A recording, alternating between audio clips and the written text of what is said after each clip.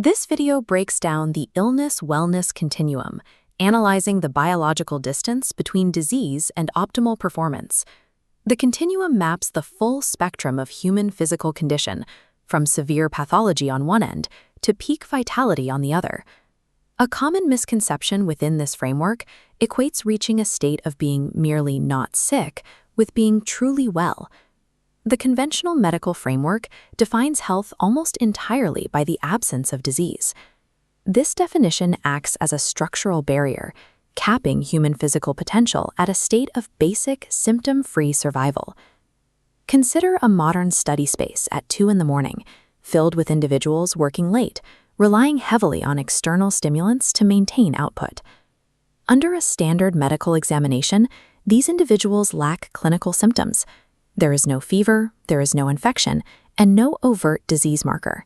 However, their cognitive focus is severely compromised, and their physiological stress levels are highly elevated. These subjects remain trapped in what is known as the neutral state, a physiological baseline where an individual is clinically categorized as healthy, yet remains functionally impaired. Health is not a binary switch that flips between sick and well. It is a dynamic, directional spectrum. This chart maps these health states. The left side, pathogenesis, moves an individual away from pathology, stopping precisely at the center neutral point. The right side, salugenesis, initiates from that neutral center and pushes outward toward peak physiological vitality. Conventional medicine's structural mandate is fulfilled, and therefore concludes the exact moment a patient reaches that symptom-free center. Relying exclusively on the pathogenesis model limits human capability to mere baseline survival, making a secondary framework mandatory for true physiological optimization. To evaluate health beyond this neutral point, science requires an objective, measurable metric, heart rate variability, or HRV. This contrasts standard pulse rate with HRV. Basic examinations measure uniform beats per minute on the left. Wellness science analyzes the dynamic, fluctuating millisecond gaps between consecutive heartbeats on the right, revealing a positive correlation between high beat variance and nervous system adaptability. These metrics ground the concept of wellness in biological data, providing a measurable framework for tracking and engineering physiological optimization. These two sides of the continuum map directly to specific global industries. The left side, pathogenesis, drives medical tourism.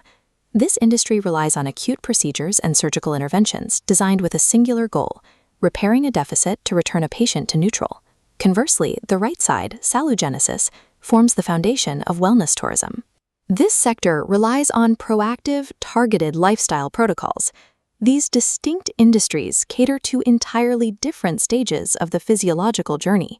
One focuses on fixing biological deficits, while the other engineers peak human performance. The pursuit of true wellness initiates at the exact threshold where a hospital's mandate ends. A significant portion of society remains comfortably within the neutral state, delaying any deliberate biological intervention until systemic failure occurs. Optimization requires shifting from passive survival to salutogenesis, the active, deliberate creation of health. Achieving ultimate wellness requires engineering a nervous system that possesses functional, adaptable capacity, far exceeding what is required to simply stay alive. The biological imperative is to break out of the neutral point. This requires tracking biological resilience through objective metrics like heart rate variability. By prioritizing continuous physiological growth over basic medical repair, it is possible to transition from merely symptom-free to optimally well. True value is found entirely in the proactive creation of health.